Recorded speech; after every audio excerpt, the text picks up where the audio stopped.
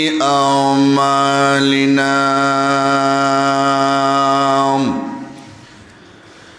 من يهده الله فلا مضل له ومن يضلله فلا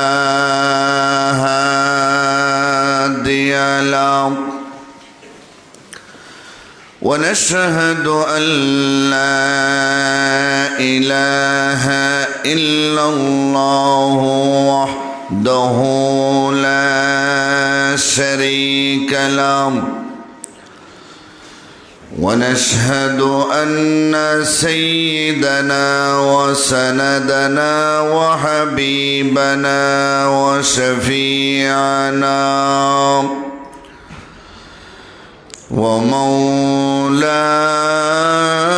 ومولانا محمدا عبده ورسوله الذي أرسله بالحق بشيرا ونذيرا وداعيا إلى الله بإذنه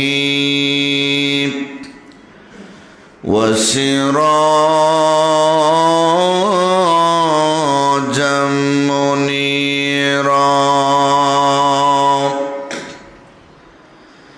أما بعد فقد قال الله تعالى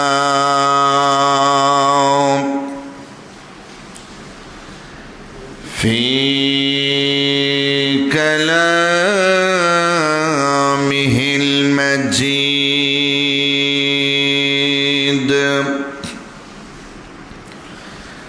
وفي فرقانه الحميد أعوذ بالله من الشيطان الرجيم بسم الله الرحمن الرحيم شهر رمضان الذي أنزل فيه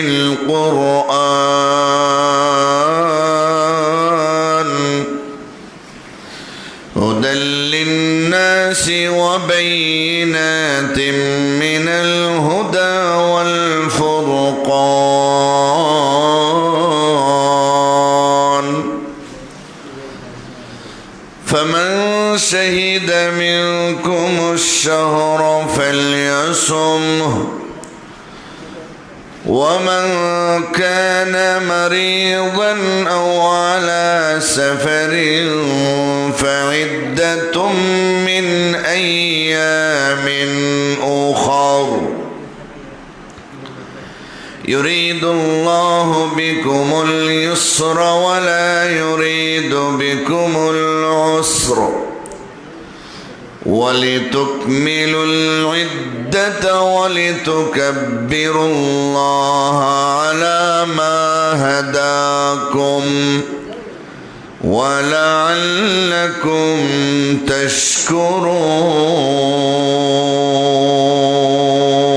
تشكرون. وقال النبي صلى الله عليه وسلم فاستكثروا فيه من 4 خصال خصلتين ترضون بهما ربكم وخصلتين لا غنى لكم عنهما فأما الخصلتان اللتان ترضون بهما ربكم فشهادة أن لا إله إلا الله وتستغفرونه وأما اللتان لا غنى لكم عنهما فتسألون الله تعالى الجنة وتعوذون به من النار أو كما قال عليه الصلاة والسلام صلى الله على سيدنا ومولانا محمد وعلى آله وأصحابه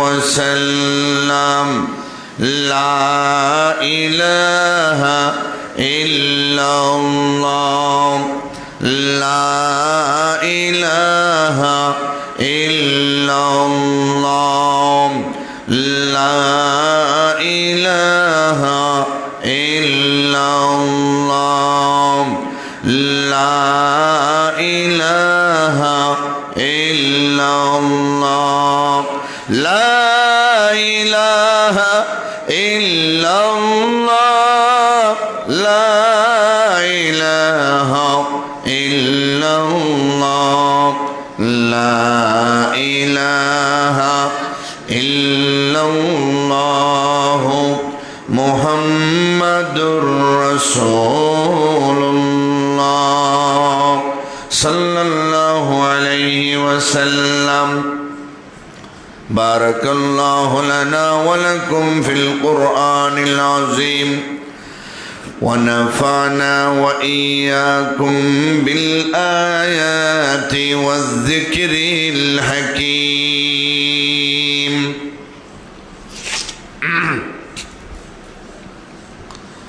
সম্মানিত মুসল্লিয়ানে কেরাম, বাসাবাড়িতে অবস্থানরত পর্দার আড়ালের সম্মানিতা শ্রদ্ধেয় মা ও বোনেরা, মহান আল্লাহ রাব্বুল আলামিনের দরবারে লক্ষ কোটি শুকর আদায় করছি, যিনি আমাদেরকে অত্যন্ত দয়া এবং অনুগ্রহ করে পবিত্র রমজানুল মুবারকের প্রথম শুক্রবারে আল্লাহর ঘরে উপস্থিত হয়ে কোরআন হাদিসের আলোচনা শোনার তৌফিক দান করেছেন। এজন্যে আমরা সবাই সেই মহান আল্লাহ পাকের শাহী দরবারে হৃদয়ের গভীর থেকে শ্রদ্ধার সাথে শুকর আদায় করি এবং বলি আলহামদুলিল্লাহ। আমি পবিত্র কোরআন শরীফের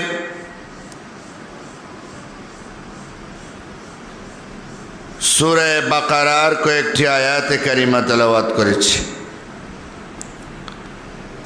রহমাতুল লিল আলামিনের অসংখ্য হাদিসের ভান্ডার থেকে ছোট একখানা হাদিস পাঠ করেছি। তৌফিক এলাহি শামিল হাল হলে এর আলোকে আলোচনা করব ইনশাআল্লাহ। আল্লাহ যেন আমাদের সকলকে কথাগুলি শোনার, বোঝার, তদানুযায়ী আমল করার তৌফিক দান করেন। সকলে বলুন আমিন।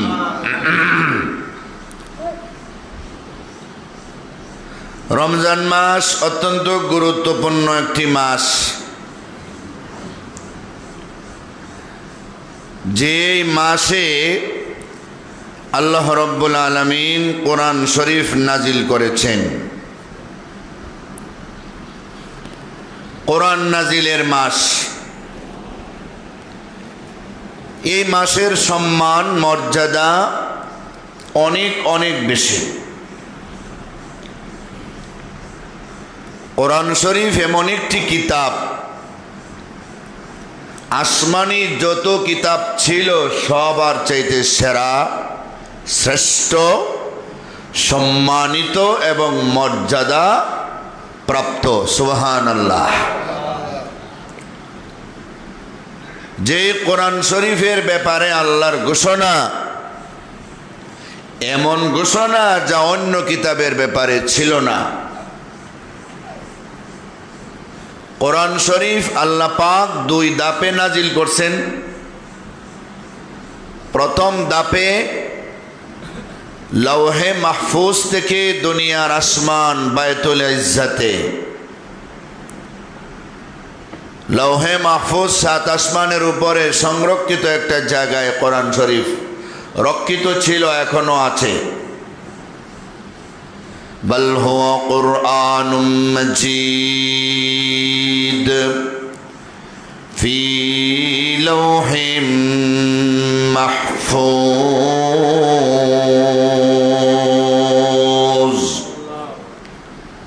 লৌহে মাহফুজে কোরআন সংরক্ষিত আছে। আল কুরআন হুয়াল কিতাব আল মুনাজ্জাল আলার রাসূল আলাইহিস সালাম আল মাকতুব ফিল মাসাহিফ আল মানকুল আনহু নাকলাম মুতাওয়াতিরাম বিলা শুবহা ওয়া হুয়া ইসমুন লিন নাজমি ওয়াল মানা জামিআ। সেই সংরক্ষিত জায়গা থেকে কোরআন শরীফ আমাদের পর্যন্ত এমনভাবে পৌঁছছে যেখানে সন্দেহের কোনো অবকাশ নাই। কোরআন তার শব্দ এবং অর্থের সমষ্টিগত নাম কোরআন। যেই কোরআন রমজানের শবে কদরের রাতে লৌহে মাহফুজ থেকে দুনিয়ার আসমানে একসাথে নাজিল করা হয়, সেখানে হেফাজতের জিম্মাদারি নেওয়া হয়নি।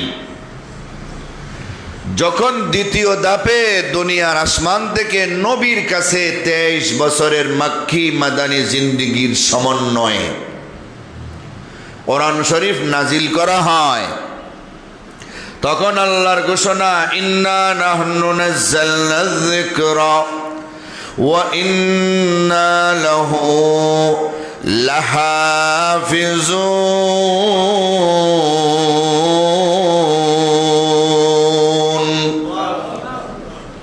আমি আল্লাহ কোরআন শরীফ নাজিল করেছি, তার হেফাজতের জিম্মাদারিটাও গ্রহণ করেছি।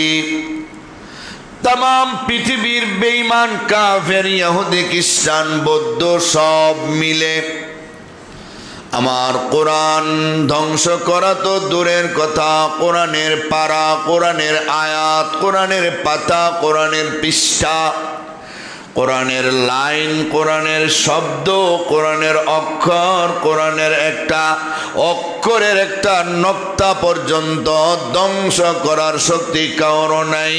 কারণ আমি আল্লাহ কোরআন সংরক্ষণের দায়িত্ব আমার জিম্মায় নিয়েছি, কেউ ধ্বংস করতে পারবে না।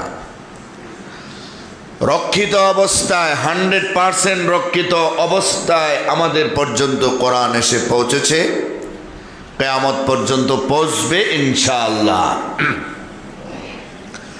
কোরআনের সাথে যারা সম্পর্ক লাগায়, কোরআন যারা সিনার ভিতরে শব্দ তর্জমা তাফসীর ঢুকায়, তাদেরকেও আল্লাহ পাক দুনিয়াতে লাঞ্ছিত করবেন না, অপদস্থ করবেন না, তাদেরকে আল্লাহ মর্যাদাবান করে রাখবেন, সম্মানিত করে রাখবেন, সমস্ত বিপদ আপদ থেকে হেফাজতে রাখবেন। সুবহানাল্লাহ। পবিত্র কোরআন শরীফ সিনার ভিতরে ঢুকানোর কারণে অটোমেটিকলি আল্লাহর পক্ষ থেকে ব্যক্তিটি সম্মানিত হয়ে যায়, মর্যাদাবান হয়ে যায়।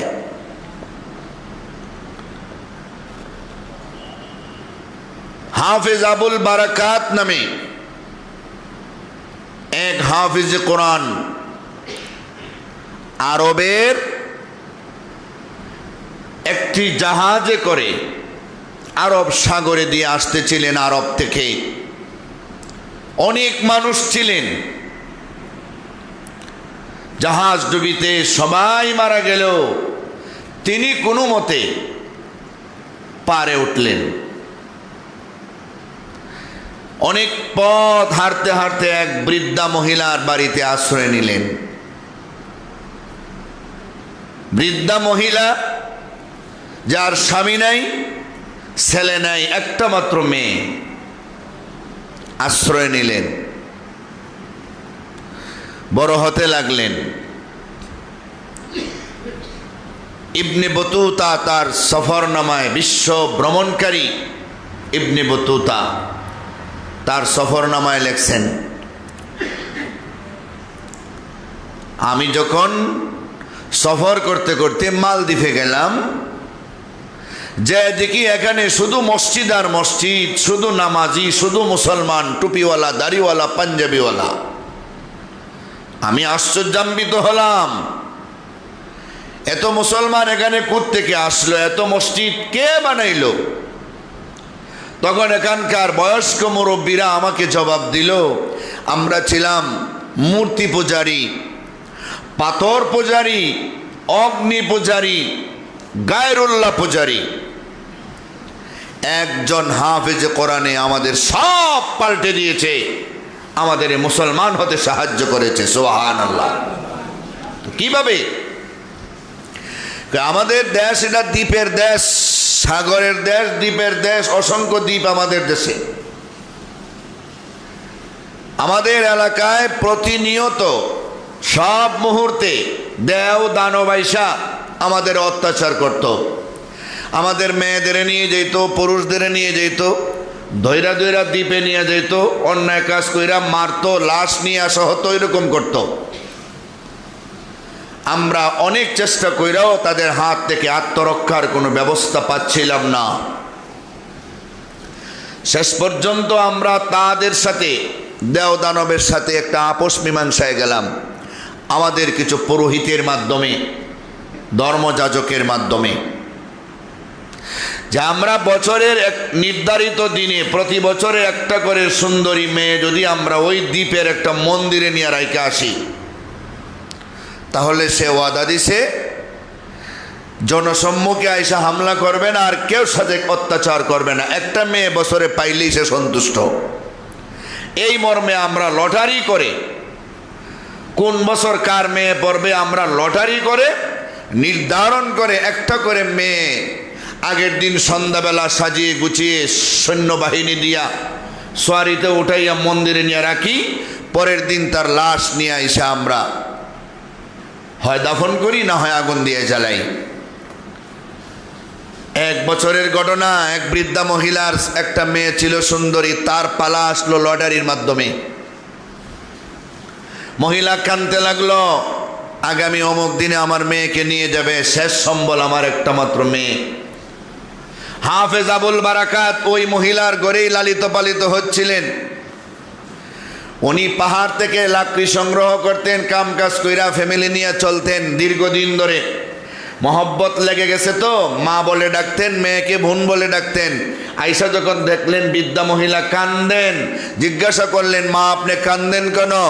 আগামী অমুক দিন আমার মেয়েকে নিয়ে যাবে সিপাহীরা আইসা, তাকে আমি সাজিয়ে গুছিয়ে রাখতে হবে, আমার মেয়ে তো আর থাকবে না, তার লাশ আনা হবে মন্দির থেকে। হাফেজ আবুল বারাকাত বললেন, আমি তো ছোট মানুষ, আমার দাড়ি মুছ গজায়নি, আমাকে দেখতে মেয়ের মতো লাগে, কারণ দাড়ি মুছ গজায়নি এমন ছেলেদের অলংকার দিয়া সাজাইলে, শাড়ি কাপড় পরাইলে আর ছেলে না মেয়ে বোঝার কোনো সিস্টেম নাই। কথা বলেন ঠিক কিনা? আমারে আপনি সাজিয়ে গুছিয়ে দিবেন, ওরা আমারে মেয়ে মনে করে নিয়ে যাবে, যা করার প্রয়োজন আমি তা করব ওই দানবের সাথে, দেখা যাক কি হয়। আল্লাহ আমারে বাঁচাইবেন, আমার সিনার ভিতরে আছে আল্লাহর 30 পারা কোরআন। সুবহানাল্লাহ। মহিলা এই ছেলেটারে সাজিয়ে গুছিয়ে রাখলো, মেয়েটারে লুকিয়ে রাখলো। সেনাবাহিনীরে দেখতে দিল না, বুঝতে দিল না। তারাও তো দেখছে খুব সুন্দর একটা মেয়ে, অলংকার লাগানো আছে, কাপড় চোপড় পরা আছে, তারা তো এতটা দেখার দরকার নেই, মেয়ে একটা নিয়ে দিলেই হয়। তারা সরিতে উঠে মেয়ে নিয়ে গেছে, মন্দিরে রাইকে চলে আসছে। হাফিজ আবুল বারাকাত, হাফিজ আবুল বারাকাত তেলাওয়াত শুরু করছেন। সন্ধ্যা থেকেই মাগরিবের নামাজ পড়েই তেলাওয়াত শুরু করছেন। কোরআন শরীফ তো তার সিনার ভিতরে আছেই, কথা বলেন ঠিক কিনা? তার সিনার ভিতরে কোরআন শরীফ তো আছে। এই কোরআন শরীফ যদিও সাথে করে নেয় নাই, কিন্তু তার সিনার ভিতরে কোরআন শরীফ তো সংরক্ষিত আছে। এখানে তো আর কোনো সমস্যা নাই। তিনি কোরআন শরীফ পড়া শুরু করলেন, প্রথম থেকে পড়া শুরু করলেন। আলহামদুলিল্লাহি রাব্বিল আলামিন আর রহমানির রহিম মালিকি ইয়াউমিদ্দিন ইয়্যাকা না'বুদু ওয়া ইয়্যাকা নাস্তাঈন ইহদিনাস সিরাতাল মুস্তাকিম সিরাতাল লাযীনা আন'আমতা আলাইহিম গায়রিল মাগদুবি আলাইহিম ওয়ালাদ-দাল্লিন আমিন। পয়রা সূরাতুল বাকারা থেকে শুরু করলেন। পড়তে পড়তে পড়তে পড়তে প্রায় অর্ধরাতের আগে 15 পারা শেষ। অর্ধরাতের পরেই তাকে দেখেন সাগরের মাঝখান থেকে বড় একটা দৈত্য দানব শা শা করে তুফানের বেগে আওয়াজ দিয়া মন্দিরের দিকে আসতেছে, তার চাহিদা পূরণ করার জন্য। কারণ 1 বছরে অপেক্ষা করে মাত্র একটা মেয়ে পায়, যে আগে প্রতিদিন পাইতো, এখন 1 বছরের জন্য অপেক্ষা করে। ওই আশা নিয়া 1 বছরের শক্তি নিয়া সে মন্দিরের দিকে আসতেছে। হাফেজ আবুল বারাকাত লক্ষ্য করে দেখলেন উনি তেলাওয়াত তামান্না তেলাওয়াত করেই যাচ্ছেন। মন্দির থেকে একটু দূরে আইসা ওই দানবটা দাঁড়িয়ে রয়েছে, সামনের দিকে আর আসে না। কে যেন তারে বাধা দেয়, কারণ হাফেজ আবুল বারাকাতের এক একটা আয়াত যেন ওই দানবের গায়ে একটা বুলেট গিয়া লাগে। সুবহানাল্লাহ, যেন একটা বুলেট গিয়া লাগে। আসতেছেন আর সামনের দিকে। পড়তে পড়তে পড়তে পড়তে রাত প্রায় শেষের দিকে সূরা জিনে গেলেন। সূরা জিন নামে একটা সূরা আছে। বিসমিল্লাহির রহমানির রহিম। قل أوحي إلي أنه استمع نفر من الجن فقالوا إنا سمعنا قرآنا عجبا يهدي إلى الرشد فآمنا به ولن نشرك بربنا أحدا وأنه تعالى جد ربنا ما اتخذ صاحبة ولا ولدا وأنه كان يقول سفيهنا على الله شططا وأنا ظننا أن لا تقول الإنس والجن على الله كذبا وأنه كان رجال من الإنس يعوذون برجال من الجن فزادوهم رهقا وأنهم ظنوا كما ظننتم أن لن يبعث الله أحدا। সূরা জিন যখন পড়লেন আরো যেন তার গায়ে গিয়ে আঘাত। চিন্তায় পড়ে গেছে দানব, সামনে কেমনে আসবে? আমার বাসা তো দখল হয়ে গেছে, আহারে আমার বাসায় কে আসলো? এইভাবে তিনি ফজর পর্যন্ত তেলাওয়াত করলেন লাস্টের সূরা সূরা নাস। বিসমিল্লাহির রহমানির রহিম। কুল আউযু বিরাব্বিন নাস মালিকিন নাস ইলাহিন নাস মিন শাররিল ওয়াসওয়াসিল খান্নাস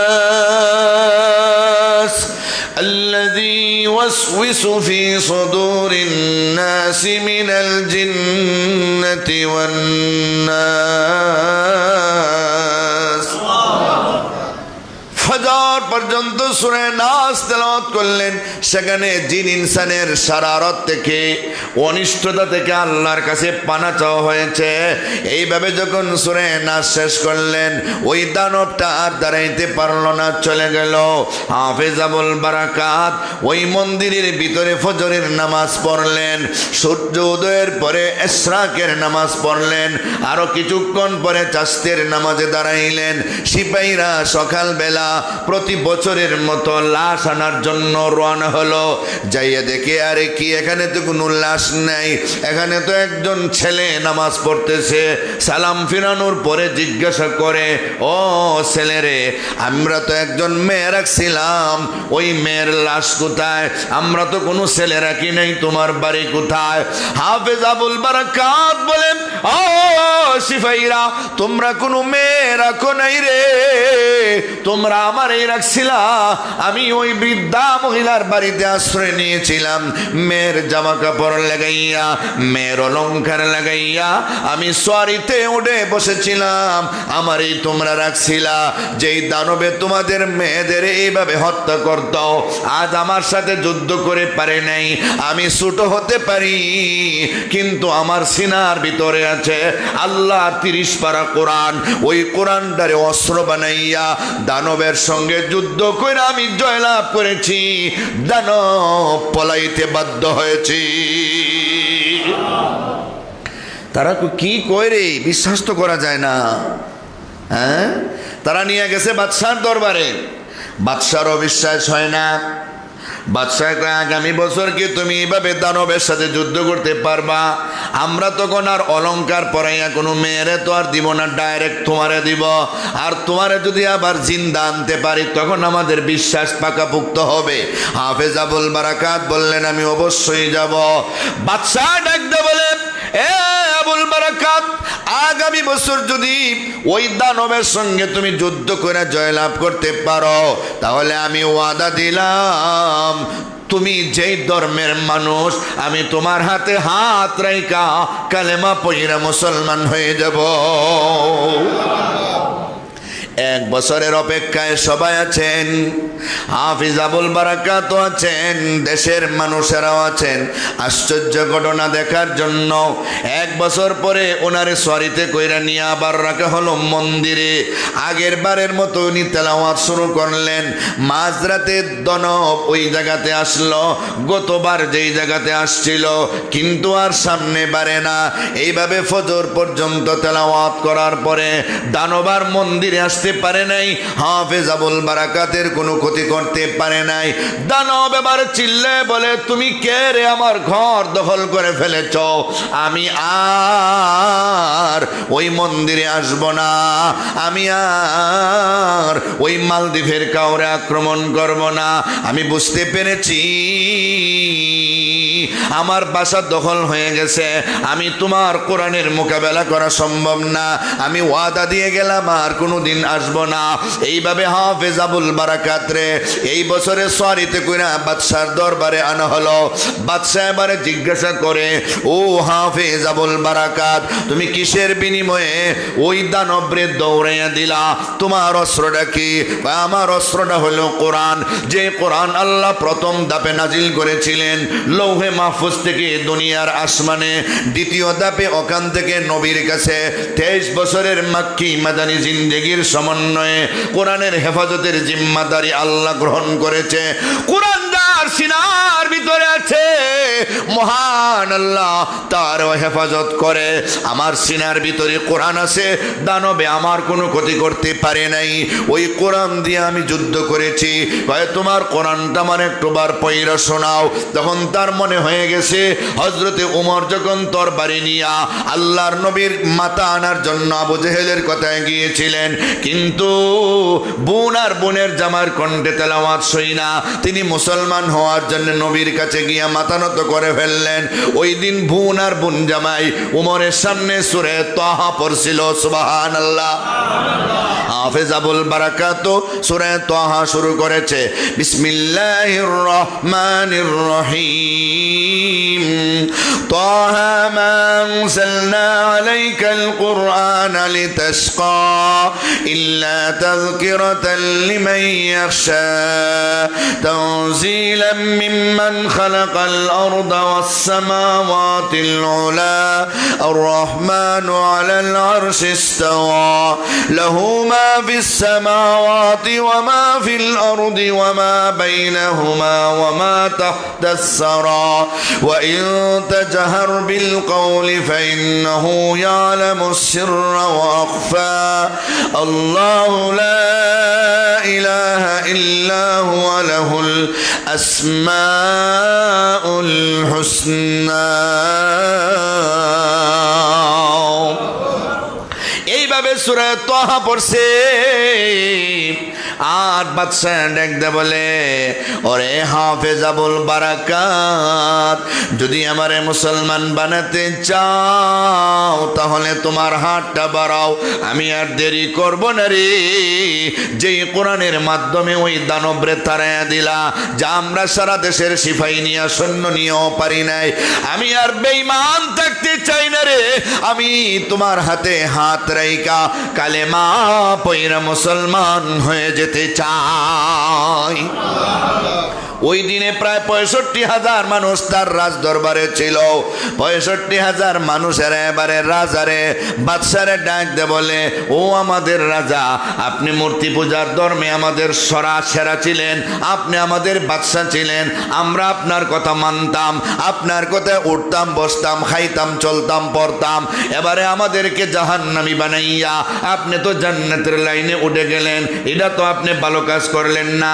আরে গেলে তো আমাদের নিয়ে যাবেন, আপনি এত বুদ্ধিমানী দেখাইলেন কেন আমাদের চাইরা? হে বাদশা, আমরাও কিন্তু কম বুদ্ধিমান না রে, আমরাও আর দেরি করব না। তুমি যেই পথে মুসলমান হইয়া জাহান্নাম থেকে মুক্তি পাইয়া গেছো, আমরাও আর দেরি করব না রে। আবুল বারাকাতের সামনে দাঁড়ায়া আমরাও কালেমা পয়রা মুসলমান হয়ে গেলাম। এই হলো মালদ্বীপের মুসলমান হওয়ার কাহিনী। কোরআনকে আল্লাহ হেফাজত করবেন, কোরআন যারা বুকে ধারণ করবে তাদেরকে হেফাজত করবেন, কোরআনের আলেমকে যারা সম্মান দিবে, কোরআনের মাসলা মাসাইল জান্না কোরআন অনুযায়ী যারা তাদের জীবন চালাইবে, তাদেরকে আল্লাহ দুনিয়াতেও সম্মান দিবেন, পরকালে জাহান্নাম থেকে মুক্তি দিবেন। সুবহানাল্লাহ। কোরআনের সাথে সম্পর্ক করতে রাজি আছিনি আমরা ইনশাআল্লাহ? যে যেভাবে পারি সম্পর্ক কায়েম রাখবো। হ্যাঁ, রমজান মাস, এই মাসে আল্লাহ কোরআন নাজিল করছেন, এই জন্য মাসেরও দাম বেড়ে গেছে, মাসেরও দাম বেড়ে গেছে। আমরা রোজা রাখতেছি রমজান মাস, রোজা রাখার কিছু আদব আছে। কি আছে আদব? 1 নম্বর আদব আমার চোখের হেফাজত করা। কিসের হেফাজত? চোখের হেফাজত করা। চোখ দিছেন তো আল্লাহ দেখার জন্য, যা মনে চায় তা দেখলে আবার হবে না, ইচ্ছা করে যা মনে চায় তা দেখলে হবে না। বেগানা নারীর চেহারা দেখা যাবে না, ঠিক নি বলেন? হ্যাঁ, চোখের হেফাজত কোরআনে আছে, কুল্লিল মুমিনিনা ইয়াগুদ্দু মিন আবসারিহিম ওয়া কুল্লিল মুমিনাতি ইয়াগুদ্দুনা মিন আবসারিহিন্না। নারী পুরুষ সবার ব্যাপারে বলা হয়েছে তারা যেন তাদের চক্ষুকে নিম্নগামী করে রাখে, চক্ষু দিয়ে যেন পর নারীর দিকে না তাকায়, নারী যেন পর পুরুষের দিকে না তাকায়। এটা আল্লাহর নির্দেশ, এটা রোজার আদব। রোজার কি আদব? 2 নম্বর আদব হইল জবানের হেফাজত। জবানের হেফাজত, জবান দিয়া মিথ্যা কথা বলা যাবে না, জবান দিয়া গাল মন্দ করা যাবে না, জবান দিয়া গীবত পরনিন্দা করা যাবে না। জবান দিয়া আল্লাহর কোরআনের তেলাওয়াত করতে হবে, জবান দিয়া আল্লাহর নামের জিকির করতে হবে, জবান দিয়া নবীর উপরে দুরূদ শরীফ পড়তে হবে। সুবহানাল্লাহ। এটা হলো জবানের হেফাজত। হারামগুলি আমরা এই জবান দিয়ে করব না, আর হালালগুলি যেই কাজগুলি করলে জবান দিয়ে করলে সব পাওয়া যায়, জিকির, তেলাওয়াত, নবীর উপরে দুরূদ, এগুলি আমরা বেশি বেশি করে করব ইনশাআল্লাহ। পারবো না? বেশি করে করব। 3 নম্বর কানের হেফাজত। কান দিয়ে আমরা গান বাজনা শুনবো না। আরেকজনে গীবত কইছে শুনবো না, কইবো ভাই রমজান মাস তুমি গীবত শুরু করছো, আরেকজনের বদনাম শুরু করছো, থামো। তুমি না থামলে আমি চলে যাব। সুবহানাল্লাহ বলেন। কানের হেফাজত। 4 নম্বর হাত ও পায়ের হেফাজত। হাত পাও দিয়া অবৈধ কোনো কিছু আমরা ধরবো না, অবৈধ কোনো কিছুর দিকে আমরা হাইটা যাব না। এটা হলো হাত পায়ের হেফাজত করা। এটা 4 নম্বর আদব। কয় নম্বর আদব? 4 নম্বর আদব। 5 নম্বর আদব হইল হালাল রুজি দিয়া ইফতার করা, সেহরি খাওয়া। হালাল খাবার, নাকি হারাম খাইলে চলবো? হ্যাঁ, চুরি কইরা গরু কুরবানি দিয়া কোনো সওয়াব হইব? হ্যাঁ, হারাম মাল দিয়ে ইফতার আর রোজা রেখে কোনো লাভ হইতো না, উপবাস ছাড়া আর কিচ্ছু পাওয়া যেত না। আর 6 নম্বর হইল সব সময় ভয় ভীতির মধ্যে থাকা। ভয় ভীতির মধ্যে থাকা। দেখুন একদল লোক তো আছে রমজানে রোজা হয়ে রাখে না, কয় আদব বাদ দেন, সারাদিন গাঞ্জা না খাইলে আর সিগারেট না খাইলে আবার ফেডের বাত হজম হয় না। গাঞ্জা গোর আসেনি না নাই? কথা বলেন। দরখল কি মারো টান, গাঞ্জা বাবার আসে খান, মইরা গেলে কিছুই সাথে যাবে না, ইল বাবা ইল দিও না খালি কিল। ও মইরা গেলে তো আর কিছু যাইতো না, যা খাইবার দিন তুই খাইলে। হ্যাঁ, একদলে খাইয়া রোজা ভাঙ্গা নষ্ট করে। রোজা রাখিয়া অনেকে রাখিয়া আবার ভাঙ্গা লায়, আর অনেকে তো রাখেই না। অনেকে তো রাখেই না, রাখিয়া একদলে ভাঙ্গে। নাউজুবিল্লাহ বলেন। রোজা যদি কেউ এমনে না রাখে, কোনো কারণে বাদ দিলাইছে, তাহলে তার উপর পরের মাসে একটা রাখা ওয়াজিব, কাজা করা ওয়াজিব। আর রাখিয়া যদি ভাঙ্গে তাহলে পরে ধারাবাহিকভাবে 2 মাস 60টা রোজা রাখা হইল ওয়াজিব। এটা জরিমানা। কি এটা? জরিমানা। রাখিয়া কেন বাংলা? যে কোনো কারণে রাখিয়া ভাঙ্গে লাইছে ইচ্ছা কইরা, রাখিয়া বাংলে জরিমানা 60টা। শাহরাইনি মুতাতাবিআইন। এখানে মাসালা হইল বুঝছেন, নবীর কাছে একজন সাহাবী গেছেন, দিনের বেলা যে কোনো কারণে রোজা ভাঙ্গে লাইছেন, বুঝেন, দিনের বেলা স্ত্রী সহবাস করে লাইছেন, বাস রোজা শেষ। আসেনি রোজা? হ্যাঁ, সহবাস করলে শেষ, রোজা ভাঙ্গে যাইব। সামা যাইব, মাথা যাইব, মহব্বত ভালোবাসা এমনি দমন যাইব। কয়া লইলাম ক্লিয়ার করে, বাকি সহবাস করন যাইব না, তো রোজা শেষ। মাসলার ব্যাপারে শর্মাইল তো জানন যাইত না, ঠিক না? একটু কন লাগে। সাহাবীর অ্যাক্সিডেন্ট করতে গেছে ইচ্ছা করিয়া।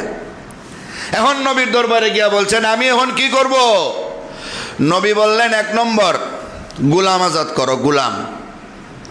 তখন তো গোলাম বান্দি ছিল, মানুষ বিক্রি হইতো। মানুষ কি বিক্রি হইতো বলেন? মানুষ বিক্রি হইতো। পুরুষে বলা হইতো গোলাম, মহিলারে বলা হইতো বান্দি, দাসী। এখন এটা নাই, এখন এটা নাই, সবাই এখন স্বাধীন। গোলাম একটা তুমি কি করো? আজাদ করো। তোমার না থাকলে কেউর কাছ থেকে কিনা তারে স্বাধীন করে দাও, ওটা তোমার হইল জরিমানা। কগ আল্লাহর নবী আমি তো গরিব, আমার তো গোলাম টোলাম নাই, গোলাম আজাদ করার তৌফিক নাই। নবী বলেন তাহলে ধারাবাহিকভাবে 60টা রোজা রাখো, ধারাবাহিকভাবে 60টা রোজা রাখো 2 মাস লাগাতার। এখানে 2 মাস, যে 2 মাস রাখার মাঝখানে যদি আর মাঝখানে একদিন না রাখে, একদিন যদি বাদ দেয়, ধারাবাহিকতা যদি বাদ দেয়, তাহলে বাদ দেওয়ার কারণে আরো 60টা রহন লাগবো। কঠিন না সহজ? তাহলে বাঙ্গাবালা না রাখাবালা? কথা বুঝেন? রাখা ভালো না? 60টা রোজা রাখো। ওগো আল্লাহর নবী, রমজান ওই রোজা রাখা আমার পক্ষে যে অসুবিধা হয়, এরপরও রাখি কষ্ট করে, অ্যাক্সিডেন্টে বাদ দিলাইছি, এইভাবে 60টা রাখা আমার পক্ষে সম্ভব না। নবী বলেন তাহলে 60 জন মিসকিনকে 2 বেলা খানা খাওয়াও। কজন মিসকিনকে? 60 জন মিসকিনকে ইফতার আর সেহরি 2 বেলা খানা খাওয়াও। কয় বেলা? 2 বেলা। কয় নবী গো আমি এমন গরিব, ইফতার আর সেহরি 60 জন এইভাবে খানা খাওয়ানি আমার পক্ষে সম্ভব না। নবী বলেন হারে গরিব কইতে গাইল। নবীর কাছে 1 টুকরি খেজুর আইছে, মুসলিম শরীফের হাদিস, সহিহ হাদিস। নবীর কাছে 1 টুকরি খেজুর আইছে, 1 টুকরি খেজুর হাদিয়া। নবী বললেন আমি পুরা টুকরির খেজুর তোমারে দান করে দিলাম, তুমি রোজার কাফারা হিসাবে এতিম মিসকিনকে দান করো। সাহাবী কয় আমার মতো মিসকিন মদিনার ভিতরে আর নাই। সুবহানাল্লাহ বলেন। ওগো আল্লাহর নবী আমি কি আরেকজনকে দিতাম, আমি খাইলাই, আমার মতো মিসকিন আর নাই। নবীজি মুস্কি হাসি দিয়া বললেন ঠিক আছে, তুমি তোমারে বাচ্চা তুমি খাইলাও, তোমার কাফারা আদায় হয়ে যাবে। সুবহানাল্লাহ। তাহলে একটা রোজা রাখিয়া যদি ভাঙ্গেন, মাসালা কি? 60টা। ও সর্বনাশ। তাহলে রাখিয়া লওয়া ভালো না? হ্যাঁ, এমন কোনো বিপদ যদি আপনার উপরে আসে, হঠাৎ আপনি এমন অ্যাক্সিডেন্টে পড়ছেন, এখন রোজা ভাঙ্গনই লাগবে, তো ভাঙবেনই, কাফারা আইতো না, শুধু একটা কাজা। এমন একটা অসুস্থ হয়েছেন, ডাক্তার বলছেন রোজা ছিলেন নাকি? হ্যাঁ, রোজা ভাঙ্গন লাগবো বাবা, ওষুধ খাওয়ান লাগবো, নাইলে অসুবিধা, তো ভাঙ্গেন। এটা আপনি ইচ্ছা করে ভাঙছেন নি? না, বিপদ আইছে, বিপদ। এটার জন্য কোনো জরিমানা নাই, এটার জন্য শুধু একটা কাজা। কিন্তু আপনি ইচ্ছা করে নিজের হাইসাত পূরণ করার জন্য যদি ভাঙ্গেন, তে জরিমানা। কয়টা? 60টা। বলেন কয়টা রাখন লাগবো? 60টা রোজা। 60টা 2 মাস লাগাতার রোজা রাখতে হবে। এটা রাখা কিন্তু অনেক কষ্ট। যেই সময় সব মানুষেরা দিনের বেলা খাইব, এই সময় আমি রোজা রাখা বড় মুশকিল। রমজান মাসে অনেকে রাখতে চায় না রোজা। হিন্দু হোটেলের অভাব নাই, গিয়া দেখবেন হিন্দু হোটেলের ভিতরে সব মুসলমান। হিন্দু হোটেল লাল সালু টানায় রাখছে, লাল কাপড় লেখা দিছে হিন্দু, হিন্দু হোটেল, অর্থাৎ যারা হিন্দু এরা রোজা রাখছে না, খাইতো। এটা তো থাকতেই হয়। হোটেল রমজানের আদব হইল রমজানের সম্মানে হোটেল রেস্তোরাঁ বন্ধ রাখন, কিন্তু যেহেতু মুসাফিরদের জন্য ইচ্ছা আছে রোজা রাখতেও পারে, রোজা নাও রাখতে পারে। একজন মুসাফির যদি ঢাকা থেকে সিলেটে আসে, ওনারা তো আল্লাহ ইচ্ছা দিছেন উনি রোজা না রাখলে চলবে, পরে কাজা করবে, তো উনি যে রোজা রাখলো না, উনি খাওয়ানো লাগবো না? তো হোটেল যদি না থাকে খাইব, হোটেল অবশ্যই থাকবো। মুসলমানও খাইব হোটেলও, যে বেটা মুসাফির বেটা খাইব, ঠিক কিনা বলেন? হিন্দু লোকেরা খাইব। কিন্তু এখন দেখা গেছে হিন্দু নামে মুসলমান, স্থানীয় মুসলমানরা রোজা না রাখা দুমসে খায়। নাউজুবিল্লাহ কইতা না? দুমসে খায়। দুনিয়ার কেউ না দেখলেও কে দেখেন? এজন্যই তো রোজার বদলা সৌমুলি, আল্লাহ বলছেন ওয়ানা আজ্জি বিহি। রোজা এটা একমাত্র আমার জন্যই রাখা হয়, এটা লোক দেখানোর জন্য রাখে না। নামাজ কিন্তু মানুষকে দেখাইবার জন্য পড়তে পারে, মানুষের দেখুক আমি নামাজি। আমার মেয়ে বিয়া দিতাম, বিয়ের বাড়ির লোক আইসে, আমি যদি এখন হেরার সাথে মসজিদে না যাই, কইব এই বিয়া নামাজির মেয়ে, বিয়া নিয়ে লাভ নেই, তাইলে এরার একটু দেখা, একটু রুহি লাগাইয়া নমাজ আইয়া, কথা বোঝেন? লোক দেখানি হইতে পারে। জাকাত মানছে আমারে দাতা বলবে, এটা লোক দেখানি হইতে পারে। হজ মানছে আমারে হাজি বলবে, লোক দেখানি হইতে পারে। মাগার রোজার মধ্যে এটা আসে না। উপবাস থাকা এটা কেউই এটারে গর্ববোধ করে না, উপবাস থাকারে গর্ববোধ করে না, লোক দেখানি হতে পারে না। তাই আল্লাহ বলেন যে বান্দাটা পানির তলে ডুব দিয়া লুকাইয়া পানি পান করতে পারে, কিন্তু আমি দেখে ফেলবো এই কারণে পান করে না। দরজা বন্ধ করে খাইতে পারে, আমি দেখে ফেলবো এই জন্য খায় না। আমার বয়ে যেহেতু রোজা রাখলো, খাইলো না, পান করলো না, তাই আমি আল্লাহ তার নিজের হাতে বদলা দান করবো। সুবহানাল্লাহ। আমি আল্লাহ তারে নিজের হাতে বদলা দান করব, এটা আল্লাহর পক্ষ থেকে ঘোষণা। এই জন্য আমরা রোজা ভাঙবো না। সবার ইচ্ছা আছে না? কয়েকটা তো গেছে গা, কয়টা গেছে আজকে? হ্যাঁ, 6টা। এইভাবে দেখবেন আরেক শুক্রবার আইলে আরো কতলা গেছে গা, পরে শুক্রবার আইলে আমি হিসাব লইব, দেখবেন কতলা গেছে গা। ঠিক নেই? দেখেন কত আরাম, দিনের বেলা গরমও নাই, ঠান্ডাও আছে, কত আরাম, পানির পিপাসা লাগে না, পেটে ক্ষুধা লাগে না। আরও তো যে যে আবহাওয়ার অবস্থা, আমি তো দেখছি আরও 4-5 ঘন্টা আমরা রোজা থাকতে পারবো ইনশাআল্লাহ, কোনো অসুবিধা হবে না, যে এরকম আবহাওয়া আল্লাহ দিয়েছেন। ঠিক কিনা বলেন? হ্যাঁ, আরে আমরা তো সকালে যে খাবারটা খাওয়ার কথা এটা তো আমরা খাইতেছি সেহরির টাইমে, ঠিক কিনা? দুপুরে আপনি যে খাবারটা খাওয়ার কথা শুধুমাত্র ওই খাবারটা আপনি খাইলেন না, এই খাবারটা আপনি খাইলেন না, শুধুমাত্র একক তো উপবাস। কয়েক তো উপবাস? একক তো।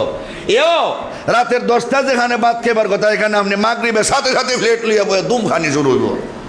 ঠিক নি না? ঠিক না? হ্যাঁ, শুধু একটা অক্ত উপবাস, এটাও যদি সহ্য না হয়, আল্লাহ বিধান দিছেন, আল্লাহ কেউরে কষ্ট দিবেন না, কষ্ট দেওয়ার জন্য বিধান দেন নাই, মানুষে পালন করতে পারবে এমন বিধানই আল্লাহ মানুষের গাড়ে চাপাইয়া দেন। সুবহানাল্লাহ বলেন। নবীজি বলেন, আমার উম্মতের জন্যে এই রমজান মাসের রোজায় বিশেষ 5টা পুরস্কার আছে, বিশেষ 5টা পুরস্কার আছে, বিশেষ 5টা সম্মান আছে। সুবহানাল্লাহ বলেন।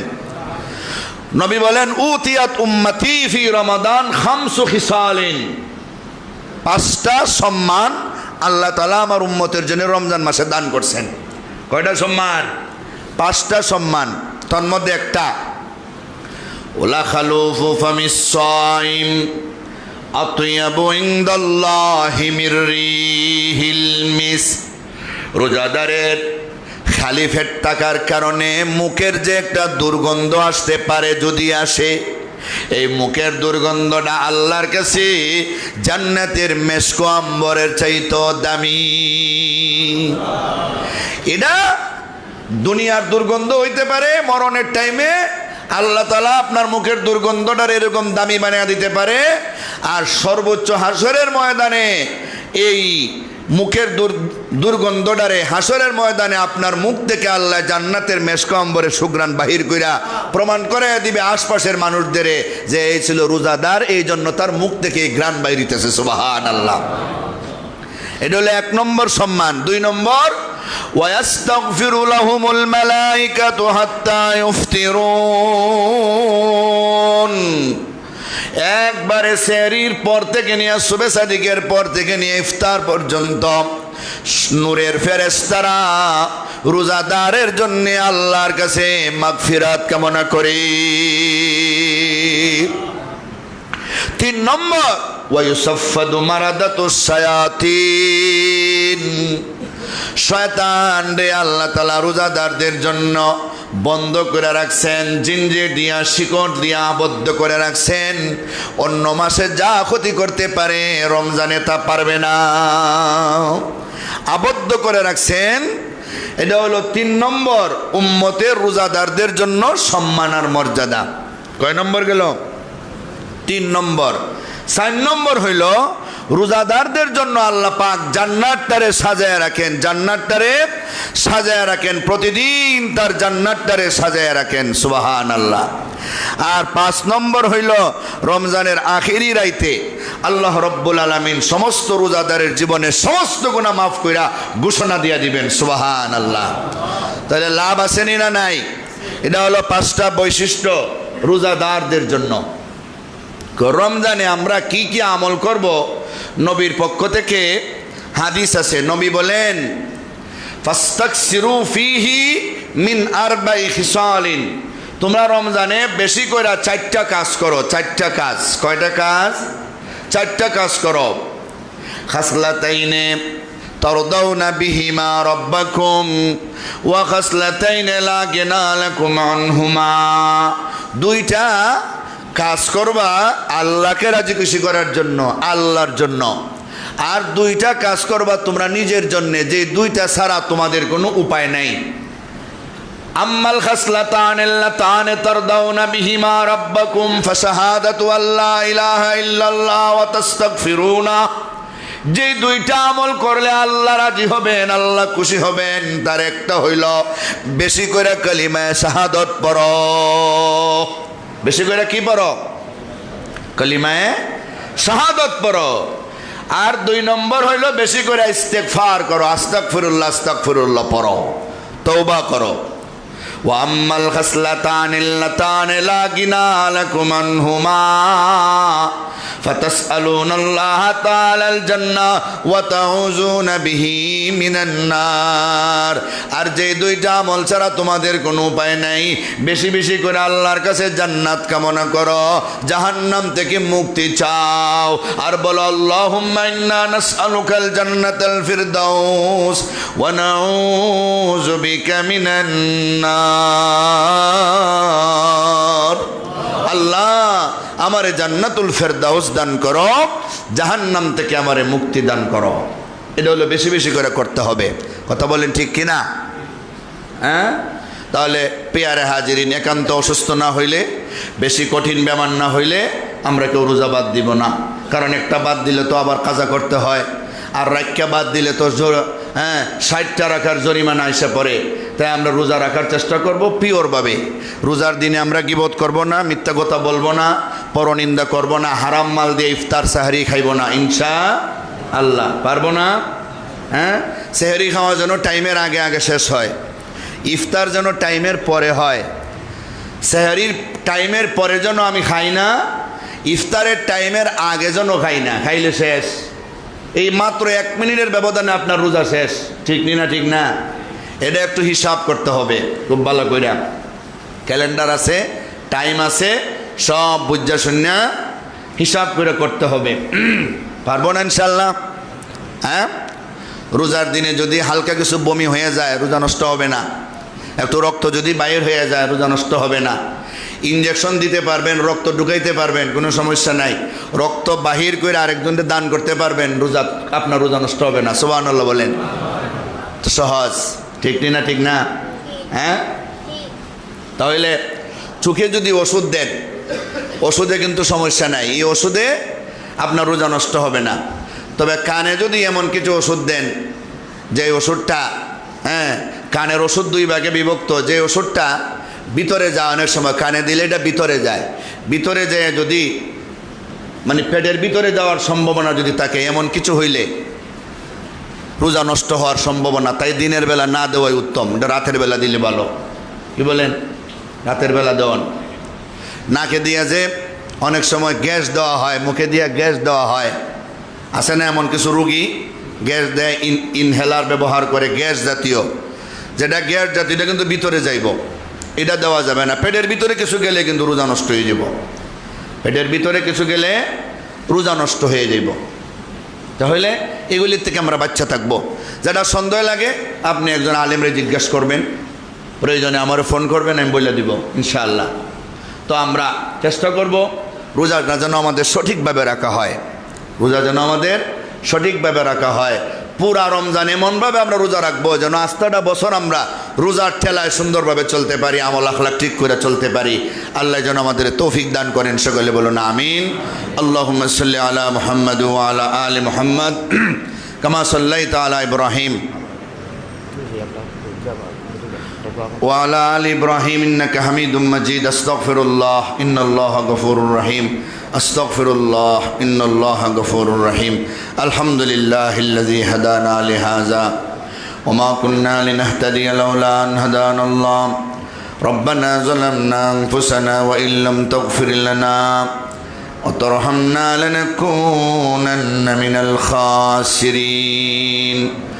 ربنا آتنا في الدنيا حسنة وفي الآخرة حسنة وقنا عذاب النار. اللهم إنا نسألك الجنة الفردوس ونعوذ بك من النار. يا خالق الجنة والنار نسألك الجنة الفردوس ونعوذ بك من النار. ইয়া আল্লাহ, আমাদের রোজারে, আমাদের তারাবিরে, আমাদের ইফতার আর সাহরিরে কবুল আর মঞ্জুর করে নাও। ইয়া আরহামার রাহিমিন, ইয়া আকরামাল আকরামিন, আমাদের জিন্দেগির সমস্ত গুনাহ খাতা মাফ করে দাও। ইয়া আল্লাহ, আমাদের সকলের মুর্দেগানের কবর জান্নাতের বাগান বানিয়ে দাও। আল্লাহ আমাদের জিন্দাদের নেক হায়াত দান ফরমাও। আল্লাহ যারা বেমার সকল বেমারিদের শিফায়ে কামিলা আজিল ইনায়াত ফরমাও। আল্লাহ এক ভাই তার মেয়ে অসুস্থ, দোয়া চাইছেন, মেডিকেলে আছেন, শিফায়ে কামিলা আজিল ইনায়াত ফরমাও। রব্বুল আলামিন রোজার পুরাপুরি হক আদায় করে আমরা রোজা রাখার তৌফিক দান ফরমাও। ইয়া আল্লাহ যত গুনাহ করেছি সব থেকে তওবা করলাম, আর জীবনে গুনাহ করব না, আমাদের গুনাহে মাফ ফরমাও। আল্লাহ আমাদের বারবার হজ্জে মাবরুর জিয়ারতে মকবুল নসিব ফরমাও। মক্কা মদিনা না দেখাই আমরা কেউ রে মরণ দিও না গো আল্লাহ। আল্লাহ যতদিন দুনিয়াতে বাঁচাও ঈমান এবং ইসলামের উপরে বরকরার ফরমাও। যেদিন দুনিয়া থেকে বিদায় নেওয়ার সময় হবে আল্লাহ নূরে ঈমান দিয়া জান্নাতের সার্টিফিকেট দিয়া মালাকুল মউত আমাদের কাছে পাঠাও। রব্বানা তাকাব্বাল